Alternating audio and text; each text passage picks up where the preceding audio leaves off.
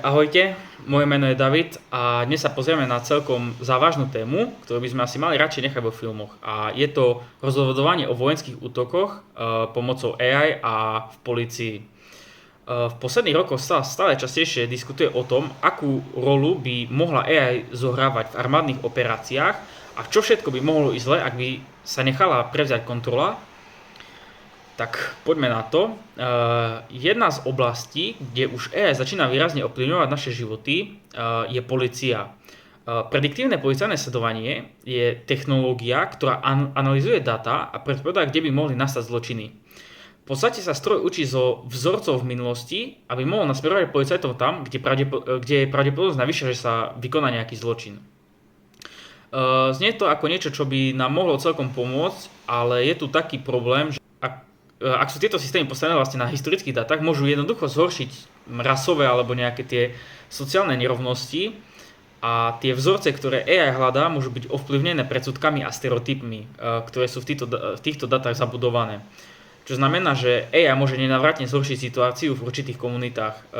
Môže nastať taká situácia, ak je občan zachytený na kamere, kde vykonáva nejaký čin, ktorý nie je priamo trestný, ale AI to uzná ako podozrivú vec a vyšle políciu a zbytočne nastávajú problémy, keďže ten človek v živote nemal problém, v živote nevykonal nič trestné a je vlastne nevinný a vykonáva AI vlastne predsudky. Ďalej, AI sa teraz začína hrať celkom dôležitú rolu v armáde. Čoraz viac krajín to začína využívať. Napríklad v Ukrajine a v Izraeli využívajú umelú inteligenciu na výber cieľov a koordinovanie útokov. Je to celkom logické, pretože stroj dokáže analyzovať to obrovské množstvo dát z boiska oveľa rýchlejšie a presnejšie, ako by to zvládol človek. Ale problém je vlastne taký, že vlastne AI je skvelý nástroj na analýzu informácií, ale rozhodovanie o vojenskom útoku by podľa mňa malo byť oveľa viac ľudské alebo robené človeku, pretože je tam kontext. Napríklad aj keď AI dokáže lepšie analyzovať situácie, môže vzniknúť problém, že ak nepochopí práve ten kontext alebo nesprávne vyhodnotí situáciu, kde napríklad krajina testuje napríklad rakety a AI to môže vyhodnotiť ako reálnu hrozbu z danej krajiny. Keď si predstavíme fiktívny scénár, kde AI riadi ten daný vojenský systém a monitoruje tie nepriateľské aktivity a začne analyzovať údaje, napríklad tie testy rakiet a komunikáciu alebo pohyb vojsk a na základe toho začne vyhodnocovať, že ide o reálnu hrozbu a vydá príkaz na jadrový útok.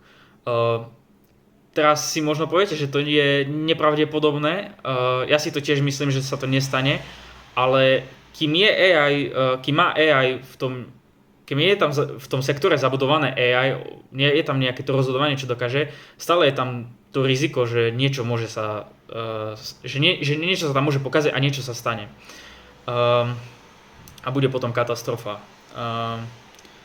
Čiže práve preto mám také obavy, že technológia, hlavne AI, ide strašne rýchlo dopredu. Veľa ľudí proste ani nestíha čítať, že čo je nové a bojím sa práve presne o tú reguláciu, ako to bude sa AI regulovať, hlavne v ktorých sektoroch. Myslím si, že ak je AI zabudované v nejakom sektore, kde to môže ovplyvniť tisíce životov, by mala byť celá nejaká ľudská kontrola.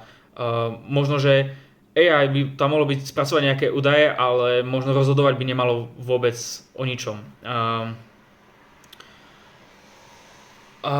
Asi toľko.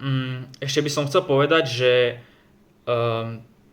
práve kvôli týmto obavám, o ktorým ja vám teraz hovorím, tak v USA začali navrhovať nové zákony. Jeden takýto zákon sa volá napríklad Block Nuclear Launch by Autonomous AI Act. A tento zákon má zakázať tomu, aby AI rozhodovala o jadrových útokoch. Myslím si, že to je krok správnym smerom, pretože to nám dáva aspoň nejakú záruku, že pre takými vážnymi rozhodnutiami vždy bude potrebný nejaký ten ľudský zásah.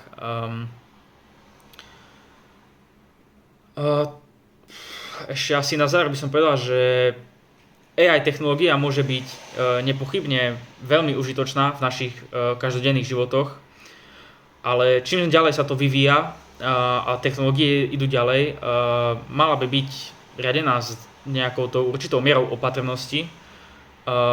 My ako ľudia by sme mali byť stále na nejakom tom vrchole nad tým AI, čo sa týka rozhodovania v nejakých vážnych otázkach. A tvoj role len